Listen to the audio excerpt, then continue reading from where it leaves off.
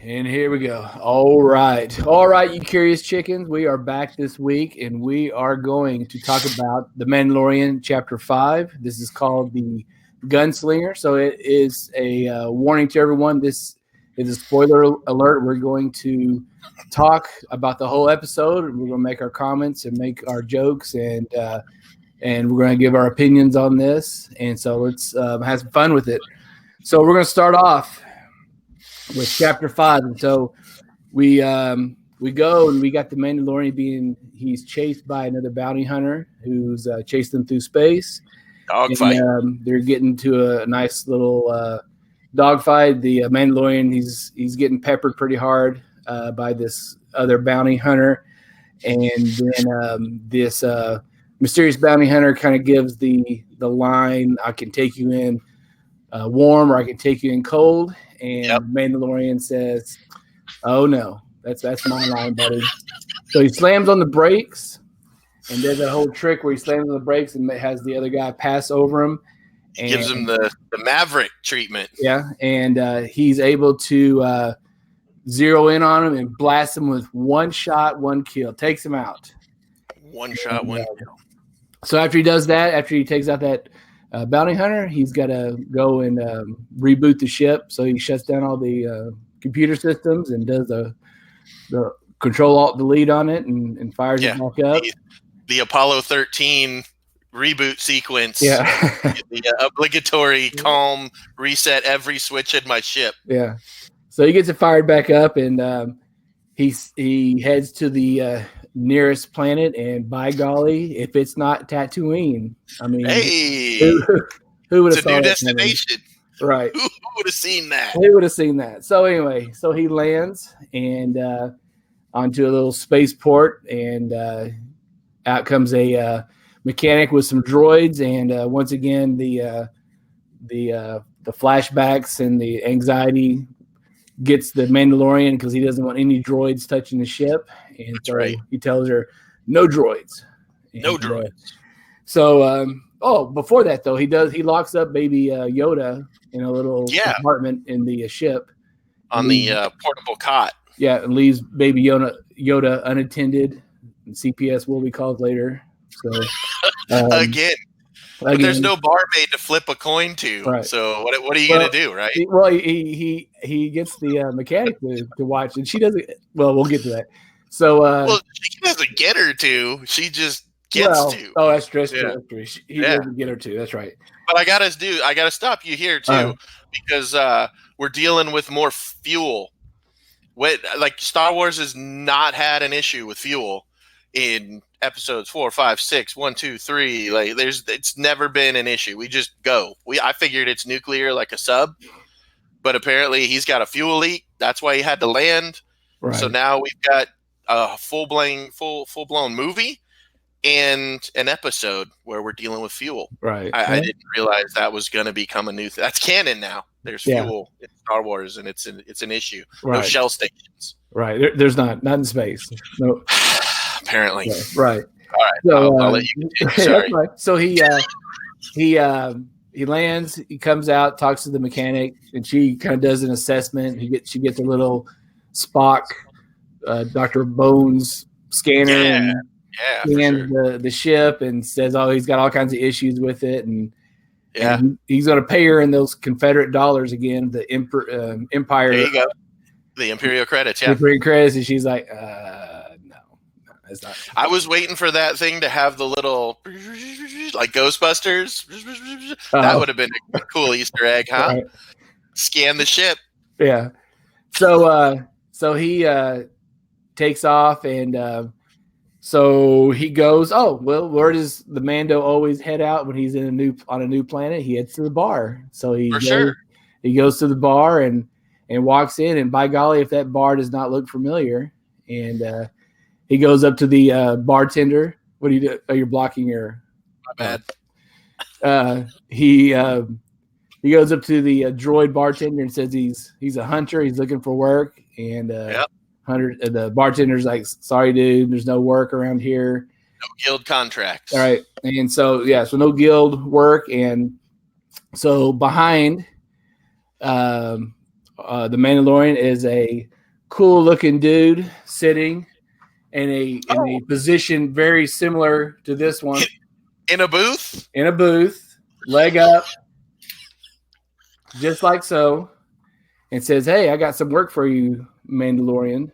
Yeah. And so they talk about it, and the Mandalorian says, ask who it is, and he tells him. He goes, "Yeah, good luck with that. That's like the most killerest of killers in the whole galaxy." And killerest of killers. And so the gunslinger, we're gonna call him the gunslinger. I guess that's who he's referring to with the chapter. And he says, "Hey, I need your help." So the Mandalorian says, "That's fine," because I guess he's gonna give him all the money, right? Because he just wants to get. He just wants the props, the right. rep, the street cred, right? Apparently. So here's the interesting thing. So he says, "Hey," the Mandalorian says, "Hey, give me the fob, for this thing," and Gunslinger smashes it. Yeah. And so, but he goes, "Well, I have it all up here." So, right. What I still not understanding this whole fob information, what it's carrying or what it. I just became as lost as you. Yeah. Because I thought it was like, your binary on-off switch. You turn it on, it beeps when you're close. It doesn't beep when you're not. Right. You point in a direction, and it's like a water finding fork in the ground, I guess. Like right. It's just right. It's a painter with some toothpicks on the end of it. Like what data is in there? What did he have to remember? Right, because if you're hunting something, it's always on the move. It's not just I remember the location where they are. Right. The first time that he got one of those, the Grief didn't want to give him. There was no tracker. There was no pod. There was no tracker. No nothing. They said, "Here's a starting point. Go get the fob from the other dude." Right. So you have to get to a point that's within a range, I would imagine. Like, so what if you're a billion light years away? Does it beep when you point in the right direction? You turn 360, it still sees it a billion light years away, and then you just travel in that general direction for X amount of time? Because they used it to find Baby Yoda last episode, right? They were on this on a planet with full of shrimps, and they found that Baby Yoda, but whatever. Yeah. It's weird. Anyway, so so the Mandalorian, he accepts the job, and so he tells old dude to go get a couple of speeder bikes and meet him. And so when he goes back, he finds that Baby Yoda is not where he last left him, and figure. Yeah. So the mechanic shows up with Baby Yoda and gives him a scolding on child raising techniques and things like that. So there you have the after that, the gunslinger shows up with the speeder bikes, and they go and take off. And so as they're heading, across the sand, the Mandalorian says, "Hey, up ahead is a sand people." So you get we get to revisit the sand people, from the whatever movie that was. I guess it's 4. Did he see them? Or did he just see something and then break out the binoculars? Well, see, he's got that in his helmet. He's got the special thing. I think he kind of saw him up ahead and said, "Hey," So they slowed down, got off, and which the helmet, whenever they show his vision, it's always got the lines on it, like it's a TV being recorded by a VHS. It's got lines, like the tracking's off. Yeah. So does he see like that 24/7, or is that just for us to see because that's his binocular view? Right. I don't know. That's I'm a little bit fuzzy on that. That would annoy the crap out of me if I was watching UHF lines going across the screen 24/7. Yeah, we've never got a full POV episode where we're just looking through his right. thing yet. So I don't know. It's interesting. So the Mando is able to speak to the sand people via sign language. He knows how to communicate and negotiate. When did that become a thing? I am impressed with these people. I'm sorry I'm interrupting, but this is No. going to be an episode just full of me going, WTF, bro. Yeah, like, I mean, the first thing we see is the binoculars come up. There's nothing there, really. And then he makes the comment like, if I see him, we should tell him this. And he's like, well, you can tell him that. They're right here. And they spin the camera. And then there's the Sandman shriek, right? Right. Sand people shriek. Do they just shriek like that all the time? I thought that it's just a jump scare, right? We're just using that sound effect as a jump scare. And then we go into my people, your people, sign language. I don't know. I mean, I guess that's a sounds that they make. Maybe I don't know, because they kind of made that sound in episode. But when they made that sound in 4, when he jumped in front of Ben, he shrieked and he raised his like gaffy stick and was all threatening and menacing. Right. These two guys were standing there like Jay and Silent Bob on the side of the building, just staring at these two guys like, "What are you doing in our neck of the woods?" Yeah. I guess they're a more friendlier. I don't know. They're more accepting, more tolerant. These are the emissaries of the Sand People. They're not the warrior types. I guess not. So anyway, the Mandalorian is able to negotiate passage. Further on, deep into. And I like the Native American reference that we got there. That they were here first, and we're the trespasser. That was a beautiful, very nice reference there. Very nice. I like that. I didn't catch that. That's good. That's right. And I guess with the sign language, you're referencing back to the old westerns. Is like sunrise and down valley up. We're gonna get a lot of hate mail for that one. Anyway, so we're gonna get a lot of hate mail for a lot of this. So they speed across, and I guess the Mandalorian sees yet further on that there's something wrong, and they slow down, and they see that this what was it called? A dewback is walking across with a down rider. Big iguana. Yeah, those. Hey, just a quick side note. Wouldn't you like to have that in World of Warcraft? Kind of have that kind of mount. Cruising around in. It's a little slow, but that if they geared up the speed on it, that'd be a nice mount for an achievement or something. I thought about that. I thought about you when I saw that. Thanks, man. Yeah. So I guess he realizes that their target, the assassin, I want to call her, is nearby. Yeah. And so they the fob was beeping. Fob was beeping like, oh, that's right, because he went down to check on this down. Yeah, he went down to check on the other bounty hunter, saw he was toast, and then it started beeping, and he immediately hightailed it out of there. Right. So she sniper shots him a couple times, but the Beskar Steel is able to save him. Did it though? Did it though? Why? So what I think when I watch this, I've seen it a couple of times now, is that when he's down, he hears the beep, he gets up to bail back to the dune. The first shot hits him, and the sparks come off the Beskar shoulder plate on his left side, and you see sparks up in that area. All right, I'll give you the benefit of the doubt. He's moving. She shot, hit him in the one piece of armor that he's wearing on his back. The second shot, as he was like cresting the dune, looked like the sparks were coming directly out of the middle of his back, and then a huge ding. So when was that Beskar armor made for his back? I don't know. Well, here's the other thing. I thought it was all forward-facing armor. Right.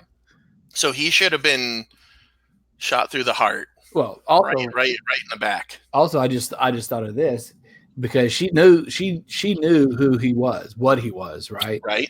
So wouldn't you think if you're a master assassin, you'd be like, all right, that dude has Beskar steel on. Yeah. Let me shoot in a little more vulnerable place, like maybe lower back or in the back of the knee or something like that. Take an arrow to the knee. Right, but no, that doesn't happen. No, and he's moving. I get it. Like she's sniping, he's moving. I understand. Maybe you don't hit that. But she hit him right in the shoulder. It's like she hit him in the two places where he had armor. Right. because obviously this guy's not dying anytime in the near future. Right. We're gonna, one season of this and we're done. Right. But it just seemed to me a little contrived to hit him exactly in the armor so that he could bolt over the dune back to his buddy. Yeah, so he does. He makes it back to the gunslinger, and they make a plan. They're going to wait till it gets dark, and so when dark arrives, they mount their bikes with these flare guns, and the plan is to fire off the flare guns to disrupt the scope as they speed toward her. And they go, and I guess they one flare doesn't do what it's supposed to do, and she's able to shoot the Mandalorian cycle and knocks him right off. And then Gunslinger makes it up there. Right behind you. Right. Yeah, that's right. As gun pointed back of the head. That's right. Good. He does. He sneaks up on her from behind, and then they get into a fight because she's a master assassin, and so. Well, he didn't see Crouching Tiger apparently. Exactly. So, so she puts a little bit of a whooping on him, but there's the Mandalorian there to save the day, and so they're able to capture her. So they got her captured, and so now they're down to one little speeder cycle thing, and speeder bike, and so. The Mandalorian says, "Look, I'm going to go get the whatever that dewback." He wanted to send the kid first, and then the kid said, "Nah, I'm not leaving you here with my bounty. Right, you go get it." Right. So the Mandalorian goes, gets it, and so as he's off getting it, our assassin lady starts using Jedi mind tricks with him and saying, I'm not the person you want. If you want to be the man, the legend, right, you're gonna take in the Mandalorian. His armor alone is gonna be worth way more than my than her. Yeah, and it's a totally predictable weasel move. I mean, every single movie we've ever seen with a captive, they always are walking behind them with ropes around their wrists, trying to negotiate a partnership or some sort of a release program so that they can help them. It's an very odd, predictable conversation. Very contrived. I was not interested. Right. So he ends up killing her and saying, "Well, I'm going to take that in consideration." And so he takes off and leaves her there to die. Yeah. And so when the Mandalorian gets back, he sees that she is dead on the ground. Well, he doesn't even go see her. No, he doesn't even touch her or nothing. He's on the dewback. Right. He's going back to the hangar, so he doesn't come back to even see her. Yeah, he does. He didn't come up and see her on the ground, and then he splits. No, he said he'd meet her back at the hangar 3-5, or meet him back at hangar 3-5, bring her on the speeder bike. I could have sworn he rode the speeder bike. The next shot was showing him walking on the dewback. He cruises back into town and gets in the hangar, and the kid's already back. And he's got Amy Sedaris in a lock with the gun at her back and whatnot. I don't think he ever saw that she was dead. Thought he did, but anyway, go back and watch it. I'm going to rewatch that. Anyway, so he rides the dude back into the town. And he sees that Baby Yoda and mechanical woman is being held hostage by our gunslinger. And Pelly is her name, something like that. What's that? I think it was like Pelly is the character name. Amy Sedaris is playing her. I try not to learn the name because they're one episode. They're out. They're going to be gone tomorrow anyway. But so mechanic number one is taken hostage with Baby Yoda, who is the only one that matters. So, right. Yeah. That's it. I hear you. I feel you. Yeah. I feel you. Yeah. So they, he's got him hostage, and he does Gunslinger does a little monologuing, and as he does that, the Mandalorian pulls out some kind of flash grenade and uses it to blind the gunslinger, and it gives him the opportunity to shoot and kill the gunslinger with Baby Yoda in his hands. He did take in consideration Baby Yoda being in his hands. I guess he was pretty confident with his shot, Well, he threw his gun down immediately. Like the guy says, throw your weapon down and put your hands up. Yeah. Immediately complies with that. Right. Gun in the dirt, puts his hand over his head, and then she has to go and cuff him. And she sees the flare. I think is it the flare when they were riding? Is it the same flare, or was it a flash grenade? I don't know. I just took it. And she comments, "Ooh, you're a tricky one," and then he fires that thing off. Immediately, they go into a gunfight. But what I'm thinking is, if your only concern is Yoda, like Baby Yoda is your concern that you're worried about, he had the blaster to the mechanic's back. So why even throw your gun down? Just shoot at him. He's not going to shoot her, then Yoda. He's not going to have enough time. And obviously, this guy's Deadeye Dick. He can hit anything at any point from the hip. Just shoot the guy. Just shoot it. You're not going to hit Yoda. All that guy is going to do is either die or shoot her. You don't care about her. Just light it up. And in the end, that's exactly what happens. They just have to get the drop my weapon. I have a flare. Let's surprise him. He immediately shoots him once and the guy's dead anyway. Right. It's right.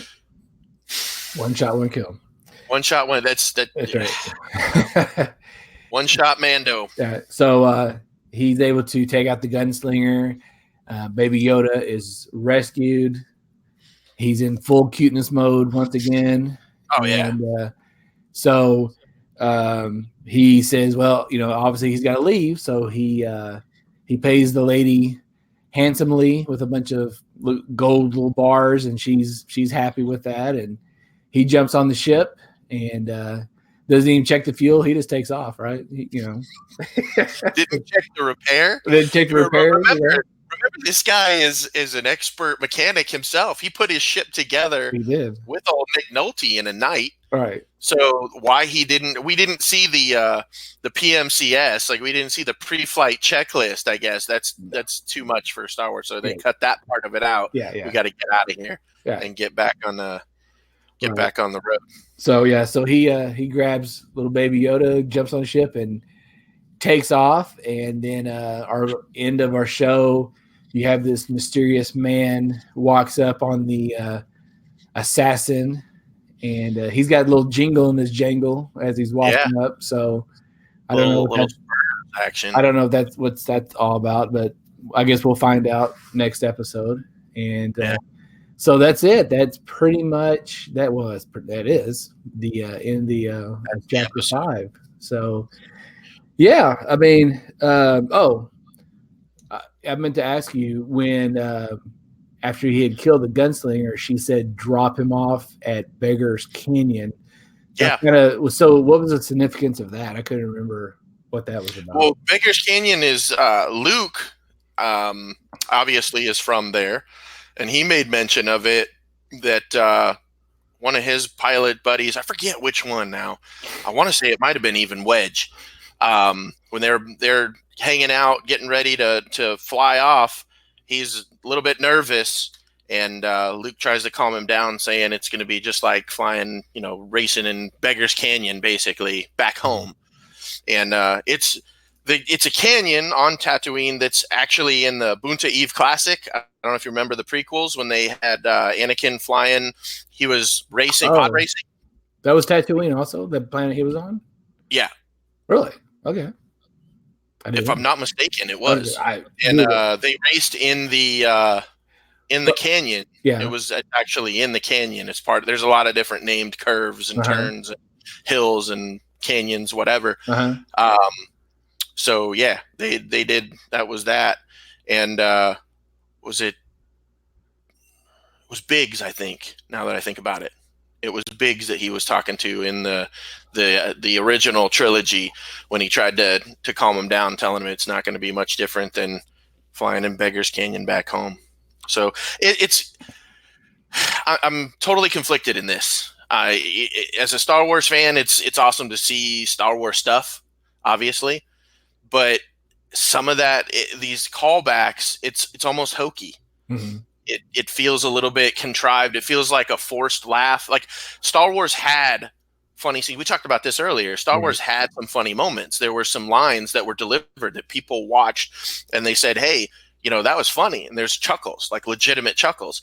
And now Star Wars is kind of becoming like it's making jokes of itself, like in its future episodes. They're making light of this. Like I got a bad feeling about this. Obviously, that's something that carried through. Mm-hmm. That's kind of funny when you see it and you hear it. You're like, oh, here it comes. That's, Arnold Schwarzenegger. I'll be back. Mm-hmm. So that makes sense to me. But then when I keep hearing, it's throwing out stuff that we understand, like Beggar's Canyon and Womp Rats and whatever. It's a slapstick attempt at humor disguised as nostalgia to me. It just the whole thing. This episode didn't really go anywhere again. It's getting to the point. I'm frustrated because we're 5 episodes in, and for 2 episodes we really haven't done anything. He's just shown up, gone to a bar, talked to somebody, fought people, and then left. There's characters that are played by famous people that are just going away. We've got this kid that wants to be Han Solo, obviously. See previous image, and he's not that. He's not suave. He's got the,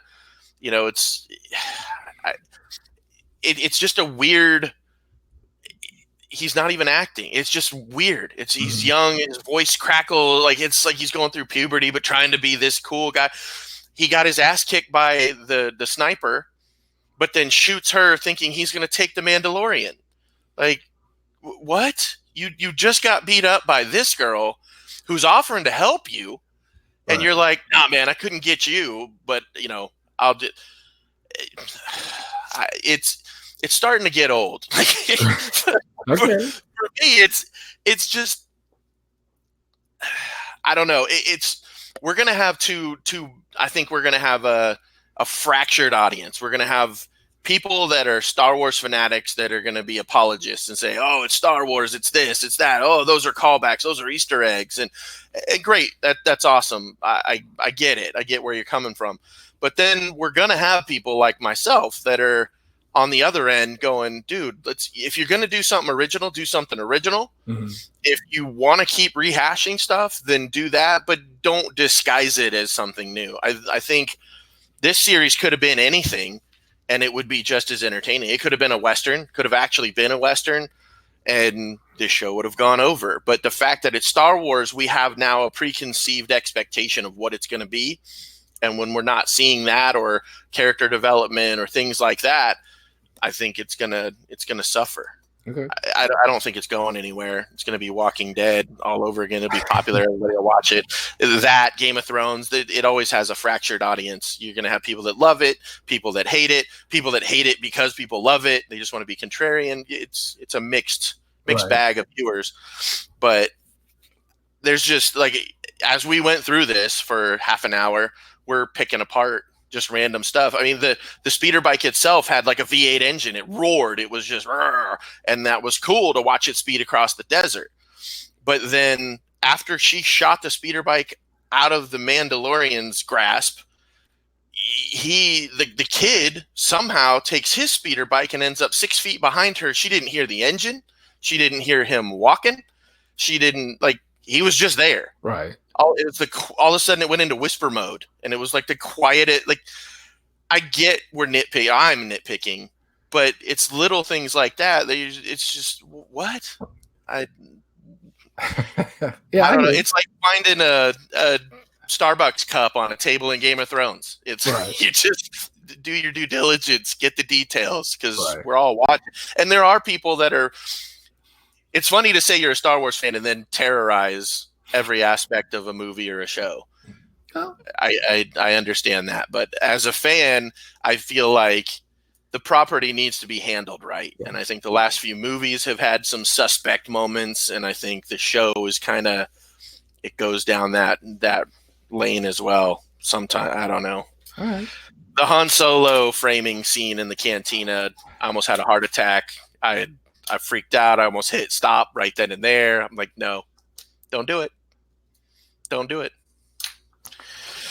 But what are you going to do other than rip it apart every week? Yeah, well, this is what we do every week. We take a look at the show, and we find all those little details that we felt could have been improved on or missed or whatever. So Yeah. But hey, it's that this is why we do this. So I guess we're going to wrap it up here, and I want to thank Adam once again. Walking me through it, us through it, and I hope everybody can watch it and enjoy it. Be sure to comment. Be sure to tell us where we're wrong. And be sure that you subscribe and like and share and then come back next week and do this. Come back next week, and we're gonna watch it, and we're gonna do it all over again. So all right. So I want to thank everybody for checking us out, and again, for those who like reality TV, I'm going to push the show that I was on called Sequester. You can find that on YouTube, and I'll put the link up for that. And so until next week, we will see y'all then.